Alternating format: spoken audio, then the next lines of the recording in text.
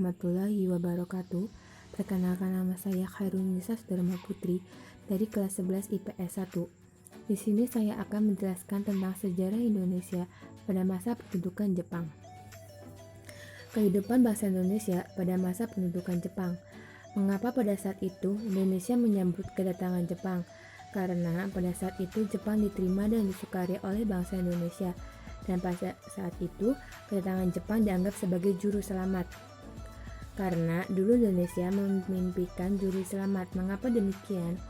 Karena Indonesia telah lama dijajah oleh Belanda. Indonesia pun menganggap Jepang sebagai juru selamat.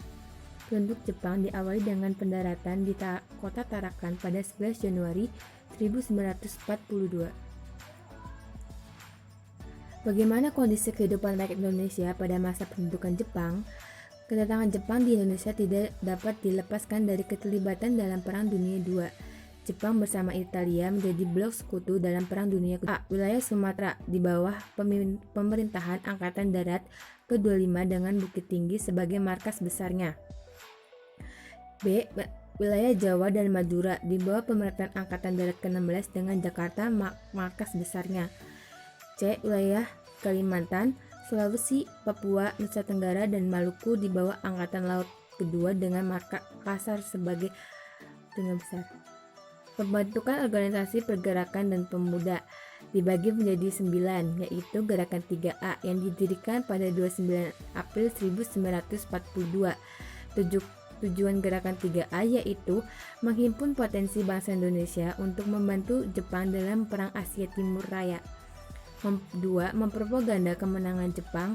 3. Menanamkan anti barat, terutama Belanda, Inggris, dan Amerika Serikat.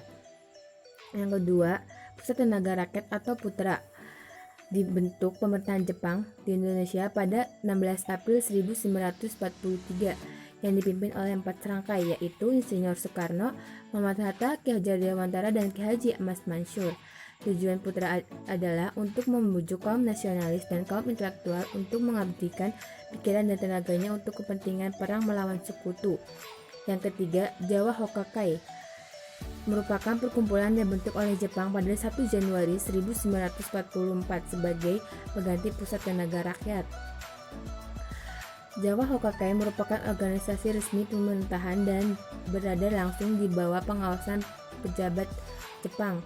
Tujuannya adalah untuk menghimpun tenaga rakyat baik secara lahir atau batin sesuai dengan Hokkaido atau semangat kebaktian. Yang keempat, Majelis Islam Al-Amiyai dan Majelis Syuro Muslimin Indonesia atau Masyumi. Pada Mei 1942, Kolonel Hori, pemimpin bagian pengajaran dan agama yang dibentuk oleh Jepang, mengadakan pertemuan dengan sejumlah pemuka agama Islam dari seluruh Jawa Timur di Surabaya. Bertujuan agar ormas-ormas Indonesia yang bernaung di bawah bisa bermobilisasi umat untuk keperluan Jakarta. Yang kelima, Seinendan. Pada 29 April 1943, pada hari ulang tahun Kaisar Jepang, diumumkan secara pembentukan organisasi pemuda, yaitu Seinendan yang dipimpin oleh Queen Second beranggotakan pemuda-pemuda Asia yang berusia 15-25 tahun. Keenam, Keinbondan atau Korps Kewaspadaan merupakan organisasi militer yang anggotanya adalah pemuda berusia 25-35 tahun, dibentuk pada 29 April. Bertujuan membantu polisi Jepang pada masa penjajahan Indonesia seperti membantu polisi dalam mengatur lalu lintas dan pengamanan desa. 7. Fujinkai. Fujinkai atau pengumpulan wanita merupakan organisasi militer yang beranggotakan para wanita, dibentuk pada Agustus 1943, diprakasari oleh para wanita. Yang ke-8, Heiho. Heiho adalah kesatuan militer yang dibentuk oleh pemerintahan Jepang yang beranggotakan para pemuda Indonesia yang terdiri dari 18-25 tahun.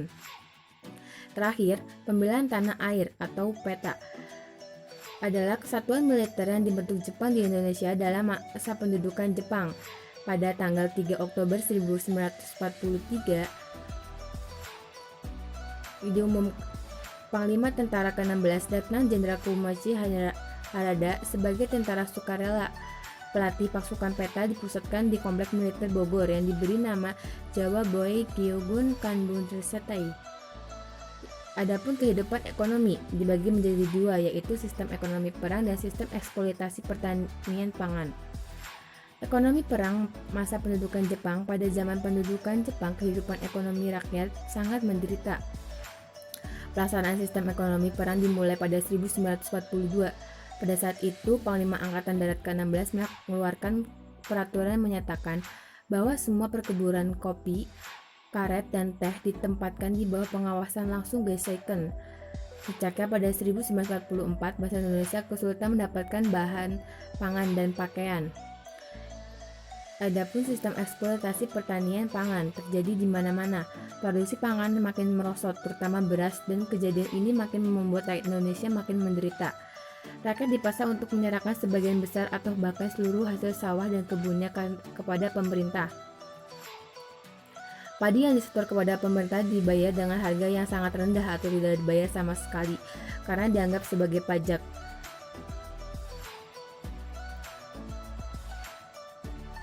Adapun kehidupan sosial dibagi menjadi dua, yaitu mobilisasi massa dan pengarahan Romusa. Mobilisasi massa ini berkaitan dalam upaya pemerintahan Jepang meningkatkan produksi hasil bumi, terutama padi. Mobilisasi massa dikerahkan untuk menambah lahan baru, terutama bekas perkebunan, dan manfaatnya massa dikerahkan untuk membantu Sumatera Timur, bekas perkebunan tembakau ditanami padi. Yang kedua, pengarahan Romusa memiliki arti orang yang bekerja untuk orang lain dengan mendapat upah. Akan tetapi dalam pesan Romusa diartikan sebagai kerja paksa. Adapun kehidupan budaya, yaitu penggunaan bahasa Indonesia pada tahun 1943 merupakan tahun penting dalam pengembangan bahasa Indonesia. Bahasa Indonesia diperbolehkan digunakan dalam berbagai aktivitas masyarakat. Bahkan pada 1943 seluruh tulisan Belanda dihapus dan digantikan menggunakan bahasa Indonesia. Dalam pembentukan Komisi Penyempurnaan Bahasa Indonesia pada 20 Oktober 1943. Perkembangan seni dan budaya. Jepang mendirikan pusat kebudayaan yang diberi nama Keimanan Bukan Seidoso pada 1 April. Terakhir, kehidupan pendidikan. Kebijakan Jepang dalam bidang pendidikan dan sistem pengajaran. Kebijakan Jepang dalam bidang pendidikan mengalami penurunan signifikan daripada pendidikan masa kolonial Belanda. Adapun prinsip pendidikan pada masa kedudukan Jepang, yaitu pendidikan diselenggarakan untuk semua etnik dan kelas sosial. Yang kedua, sistem pengajaran diberikan dengan doktrin.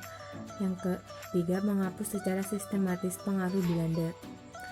Adapun sistem pengajaran Jepang sempat membekukan dan menutup sekolah-sekolah Belanda serta swasta. Akan tetapi, setelah melihat gejala penurunan kualitas manusia di Indonesia, pemerintahan pendudukan Jepang membuka berbagai tingkat sekolah, mulai dari tingkat dasar sampai perguruan tinggi.